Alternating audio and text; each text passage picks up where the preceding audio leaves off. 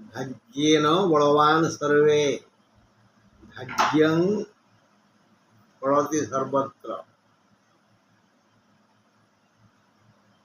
मातुलः माधवः जस्य पिता जस्य धनञ्जयः श्रीमान अभिमन्युः हतः नियति केन बाधिता। जद्धत्रा निजभालपटलिखितं तन्मार्जितुं कक्षमः। विधाता कपाଳରେ जन्म काଳରେ ଯାହା ଲେଖିଛନ୍ତି ତାକୁ କେହି ଲିଭେଇ ପାରିବେନି।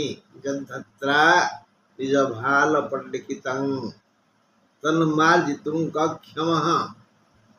ଏଥିପାଇଁ କୁହାଗଲା ଯେ ଅଭିମନ୍ୟୁ ଯେ ଅଖଣ୍ଡ କ୍ଷମତାର ଅଧିକାରୀ, ତାର ମାମୁଁ ହେଲେ ମାଧବ ଶ୍ରୀକୃଷ୍ଣ, ବାପା ହେଲେ ଧନଞ୍ଜୟ, ମା ହେଲେ ଜଗନ୍ମାତା ସୁଭଦ୍ରା। ମାତୁଳଃ ମାଧବଃ ଯସ୍ୟ ପିତା ଯସ୍ୟ ଧନଞ୍ଜୟଃ ଶ୍ରୀମାନ୍ ଅଭିମନ୍ୟୁଃ ହତଃ ନିୟତି କେନ ବାଧିତା। ନିୟତିକୁ ବା କିଏ ବାଧା ଦବ? ଏଇଥିପାଇଁ ତ ଆମେ ସମସ୍ତେ ବିଧିର ଅଧୀନ, ଦୈବ ଦୌଡ଼ି ମଣିଷ ଗାଇ, ଯେଣିକି ଟାଣଇ ତେଣିକି ଯାଇ। ବନ୍ଧୁ, ଆମେ ଆଜି ସେଇ ଭାଗ୍ୟ ଉପରେ ଆଲୋଚନା କରିବା। କୁମ୍ଭ ରାଶିର ବାଧକ ସ୍ଥାନ ଓ ବାଧକ ଗ୍ରହ। ସମସ୍ତ ସନ୍ଦେହ ଦୂର ପାଇଁ ଗୁରୁଙ୍କ ପାଦ ପଦ୍ମରେ ମନୋନିବେଶ କରନ୍ତି ଏବଂ ମନ୍ତ୍ର ପଢ଼ନ୍ତି। ଗୁରୁ ପାଦୟ ବିଦ୍ମହେ ଗୁରୁଦେବାୟ ଧୀମହି ତନ୍ନୋ ଗୁରୁ ପ୍ରଚୋଦୟାତ୍। ଶନିଙ୍କର ଗୁରୁ ଶୁକ୍ର ଅସୁର ଗୁରୁ ହେଲେ ସେଇ ଗୁରୁ ଶୁକ୍ର ଶନିଙ୍କର କୁମ୍ଭ ରାଶିର ମାଲିକ ଶନି, ତାଙ୍କର ବାଧକ ଗ୍ରହ। କୁମ୍ଭ ଠାରୁ ଗଣି ଆସିବା ତୁଳା ପର୍ଯ୍ୟନ୍ତ। କୁମ୍ଭ, ମୀନ, ମେଷ, ବୃଷ, ମିଥୁନ, କର୍କଟ, ସିଂହ, କନ୍ୟା, ତୁଳା 9 ଘର। ନବମ ଘରକୁ ଧର୍ମସ୍ଥାନ କୁହାଯାଏ ଆଉ ଭାଗ୍ୟସ୍ଥାନ କୁହାଯାଏ। ବନ୍ଧୁ, ଏଇ ଭାଗ୍ୟାଧିପତି ଶୁକ୍ର ବାଧା ଦେବେ, ଭାଗ୍ୟର ବିକାଶ କରାଇ ଦେବେନି।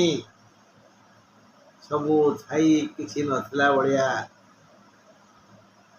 ରୂପ ଥିବ ଝିଅଟିର, ଯୌବନ ଥିବ, ଶିକ୍ଷା ଥିବ, ଯୋଗ୍ୟତା ଥିବ, ସୁଶୀଳା ହେଇଥିବ, କିନ୍ତୁ ତାକୁ ତା ମନ ଲାଖି ବର ମିଳିବନି। ଭାବିଲ ଦେଖି, ତା ଛାତି ଫାଟିଯିବନି? ପୁଅଟିର ସେଇଭଳି ସବୁ ଥିବ, କିନ୍ତୁ ତାକୁ ଗୋଟିଏ ନୁଖୁରୀ ନଙ୍ଗୁଳି ଝିଅ ମିଳିବ।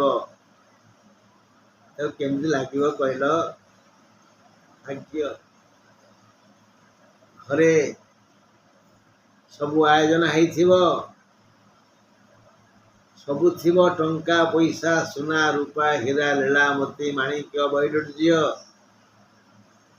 ଗୋରୁ ଗାଈ ଧାନ ଚାଉଳ ଭରପୁର, କିନ୍ତୁ ଯେତେ ଯତ୍ନରେ ରୋଷେଇବାସ ହେଲେ ବି ତା ସ୍ୱାଦିଷ୍ଟ ହବନି। କୋଉଦିନ ପୋଡ଼ିଯିବ, ଅଲଣା ହବ, ଲୁଣିଆ ହବ, ପାଣିଚିଆ ହବ, ବା ଇତ୍ୟାଦି। କାହାକୁ କହିବି? କପାଳରେ ସିନା ହାତ ତାଡ଼ିବି, କବି ଲେଖିଲେ। ତେଣୁ ଭାଗ୍ୟ ଯଦି ମନ୍ଦ, ସବୁ ମନ୍ଦ। ଆସନ୍ତୁ ବନ୍ଧୁ, ଆଲୋଚନା କରିବା କୁମ୍ଭ ରାଶିର ଭାଗ୍ୟ ଓ ଭବିଷ୍ୟତ। ବାଧକ ଗ୍ରହ ଶୁକ୍ର ଅବାଧକ ସ୍ଥାନ ତୁଳା। କାହାର? କୁମ୍ଭ ରାଶିର ଅଧିପତି କିଏ? ଶନି। ତୁଳା ରାଶିର ଅଧିପତି ଶୁକ୍ର ହିଁ ଶନିଙ୍କର ଅତି ପ୍ରିୟ ମିତ୍ର।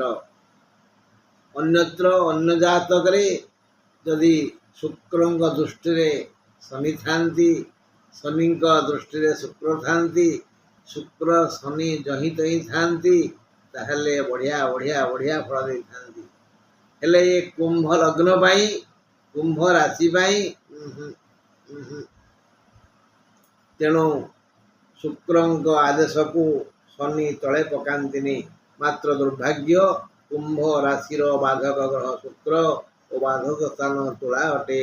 କୁମ୍ଭକୁ 1 ନେଇ ଗଣିଲେ ତୁଳା ହେବ 9 ଘର, ମାନେ ଭାଗ୍ୟ ସ୍ଥାନ ଆଉ ଧର୍ମ ସ୍ଥାନ। କୁମ୍ଭର ଭାଗ୍ୟ ସ୍ଥାନ ତାର ବାଧକ ସ୍ଥାନ। କୁମ୍ଭର ଭାଗ୍ୟ ସ୍ଥାନ ତାର ବାଧକ ସ୍ଥାନ। ଏହି କାରଣରୁ ଯେଉଁ ଯେଉଁ ଗ୍ରହ ନବମରେ ଯେତେ ଶୁଭ ହେଲେ ବି ସେ ଶୁଭ ଫଳ ଦେଇପାରିବେ ନାହିଁ। ସେମାନେ ଯାହା ଯାହା ସହିତ ରହିବେ ସେମାନେ ବି ଅଶୁଭ। ଯାହା ଚାହୁଁଥିବେ ତାହା ଦେଇପାରିବେନି। ବୃହସ୍ପତି ଶୁକ୍ର ଗୋଚରରେ ତୁଳାକୁ ଆସିଲେ ନବମ ଫଳ ଦେଇପାରିବେ ନାହିଁ। ନବମସ୍ଥ ବୃହସ୍ପତି ବଢ଼ିଆ ଫଳ ଦିଅନ୍ତି। ନବମସ୍ଥ ଶୁକ୍ର ଧନ ଧାନ୍ୟରେ ଘର ଭର୍ତ୍ତି କରିଦିଅନ୍ତି। ନବମସ୍ଥ ବୃହସ୍ପତି ଠିକ୍ ସେଇଭଳି ଶୁଭଫଳ ଦିଅନ୍ତି। କିନ୍ତୁ ଯେତେବେଳେ ତୁଳାକୁ ବୃହସ୍ପତି ଆସିଯିବେ, କୁମ୍ଭ ରାଶିର ବ୍ୟକ୍ତିମାନେ, ବନ୍ଧୁମାନେ ପ୍ରୀତ ହେବାର କୌଣସି କାରଣ ନାହିଁ। ଏହି ଦୁଇଟି ଶୁଭଗ୍ରହ ଶୁକ୍ର ଆଉ ବୃହସ୍ପତି ନବମସ୍ଥ ହେଲେ ଯେଉଁ ଧନ ମାନ ସମ୍ମାନ ଇଜ୍ଜତ ଦିଅନ୍ତି, ତା କୁମ୍ଭ ରାଶି ପାଇଁ, କୁମ୍ଭ ଲଗ୍ନ ପାଇଁ ମିଳିବନି। ନବମସ୍ଥ ଗୁରୁ ସୁତ ଲାଭ କରାଇଥାଏ। ତଥା ଲେଖା ହେଇନି, ସୁତାର୍ଥ ଲାଭ ନ ପଞ୍ଚକେଷୁ, ସୁତ ଲାଭ ହେବ। ସନ୍ତାନ ଲାଭ ହେବାର ସୁଖ ଦିଅନ୍ତି ବୃହସ୍ପତି ନବମସ୍ଥ ହେଲେ। ହେଲେ ଏଠି ନା, ବାଧକ ସ୍ଥାନ ହେତୁ ତୁଳାରେ ଥିବା ସମସ୍ତ ଗ୍ରହ ବାଧକ ପରି ପୀଡ଼ା ଦେବେ। ତୁଳାରେ ଯେଉଁ ଯେଉଁ ଗ୍ରହ ଥିବେ ସେମାନେ କେହି ବି ଶୁଭ ଫଳ ଦେବେନି କୁମ୍ଭ ଲଗ୍ନକୁ ଆଉ କୁମ୍ଭ ରାଶିକୁ। ଶୁକ୍ର ମହାଦଶାର ଅନ୍ତର୍ଦଶାରେ ଶୁକ୍ର ଅନ୍ତର ପଡ଼ିବ। ଆଉ ସେଇ ପିରିୟଡ଼ରେ ଏଇ ବ୍ୟକ୍ତିଙ୍କୁ, କୁମ୍ଭ ରାଶିକୁ, କୁମ୍ଭ ଲଗ୍ନକୁ ଦୁଃଖ ଶୋକ ମିଳିବ, ରୋଗ ବ୍ୟାଧି ମିଳିବ, ସ୍ଥାନାନ୍ତରିତ ଯୋଗ ହେବ। ପୈତୃକ ସ୍ଥାନରୁ ଦୂରକୁ ଯିବାକୁ ପଡ଼ିବ, ବିଦେଶ ରହିବାକୁ ପଡ଼ିବ। ବିଦେଶୀ ଯେ କେତେ କଷ୍ଟ ଭୋଗେ, ବିଦେଶୀ ଜୀବନ ଯେ କେତେ ଦୁଃଖପୂର୍ଣ୍ଣ, ଯିଏ ଯାଇଛି ରହିଛି ଜାଣିଛି। ଦୁଃଖ ଓ ସୁଖ କରିବାକୁ ପଡ଼ିବ। ସମସ୍ତ ଗ୍ରହର ଶୁକ୍ର ଅନ୍ତର୍ଦଶା ବି ଦୁଃଖଦ ହେବ। 9ଟି ଯାକ ଗ୍ରହ ରବି, ଚନ୍ଦ୍ର, ମଙ୍ଗଳ, ବୁଧ, ବୃହସ୍ପତି, ଯେଉଁ 9ଟି ଗ୍ରହ ଅଛନ୍ତି ସେମାନଙ୍କର ମହାଦଶାରେ ଯେବେ ଶୁକ୍ର ଅନ୍ତର୍ଦଶା ଆସିବ ତା ମଧ୍ୟ ଦୁଃଖଦ ହେବ। ଶୁକ୍ର ଅନ୍ତର ଫଳ ପୈତୃକ ସମ୍ପତ୍ତିରୁ ଦୂରେଇ ଦେବ। ଭାଗ୍ୟ ଓ ଭାଗ୍ୟାଧିପତି ଯୋଗୁଁ ଯେଉଁ ଯେଉଁ ରାଜଯୋଗ ଆସେ ତାହା ଏ ଜାତକ ଭୋଗ କରିପାରିବ ନାହିଁ। କାରଣ ଭାଗ୍ୟାଧିପତି ଯଦି କର୍ମରେ ରହେ, କର୍ମାଧିପତି ଭାଗ୍ୟରେ ରହେ। କର୍ମାଧିପତି ଓ ଭାଗ୍ୟାଧିପତି ଯେଉଁ ଜାଗାରେ ରହନ୍ତି ସାଙ୍ଗ ହେଇକରି ବଢ଼ିଆ ମହାଯୋଗ ହୁଏ। ହେଲେ ଏଠି ଶୁକ୍ରଙ୍କ ପାଇଁ ସବୁ ଗଣ୍ଡଗୋଳ ଯିବ, ସବୁ ଗଣ୍ଡଗୋଳ ହିଁ ଯିବ। ହଁ, ଯେଣୁ କୁମ୍ଭର ମାରକ ଗ୍ରହ ଶୁକ୍ର, ତେଣୁ ଶୁକ୍ରଙ୍କ ଦୃଷ୍ଟି କୁମ୍ଭ ପାଇଁ ଅଶୁଭ ହେବ। ଶୁକ୍ର ଯଦି କର୍କଟରେ ଅଛନ୍ତି ତାଙ୍କ ଦୃଷ୍ଟି ପଡ଼ିବ କୁମ୍ଭ ଉପରେ ନାହିଁ। ସିଂହରେ ଅଛନ୍ତି, ଶୁକ୍ର ସିଂହରେ ଅଛନ୍ତି, ତାଙ୍କ ଦୃଷ୍ଟି ପଡ଼ିବ କୁମ୍ଭରେ, ସେ ମଧ୍ୟ ଅଶୁଭ ଫଳ ଦେବେ। शुक्रंकर गुड मॉर्निंग शुक्रंकर अन्य एक गृह वृष यह बाधक नुहे एठारे शुक्र थिले वृष भी बाधक स्थान गणा हेब जदि वृषरे शुक्र थांती ता मध्य बाधक स्थान बोली गण्य हेब शुक्र और शनि मित्र बोली वैवाहिक संपर्क स्थापन कर अनुचित शुक्र और शनि मित्र ताहले आम ये बाहर करदे नहीं नहीं नहीं नहीं नहीं नहीं ना ना ना ना कुंभ को तुला माने शनि को शुक्र मानसिक और शारीरिक जंत्रणा देव नवमरु धर्म चिंता करा जाए कुंभ राशि यही कारणरू ईश्वर विश्वास कमिजीव मठ मंदिर प्रति धर्म भावना कमिजीव अधर्म और अन्याय प्रति आग्रह बढ़िव बंधु समस्त कुंभ राशि कुंभ लग्न बंधुगण यही कारणरू आपण माने निजको निजे सतर्क करिवे आलो सखी अपना महत्व आपे रखी शुक्रवार दिन कौन सी शुभ कार्य करेनि आउ शुक्रवार दिन ता बोली अशुभ कार्य करेंगे ना अशुभ कार्य कले विशेष क्षति हम हाँ यही बाधक समस्या कमिब जदि शुक्र नीचे रही माने नीच घर है कन्या घर उच्च घर है मीन घर शुक्र मीन थिले उच्च फल भल फल दे पारे ना ये ज्योतिष जातक दे कहते कणा चिपे मीन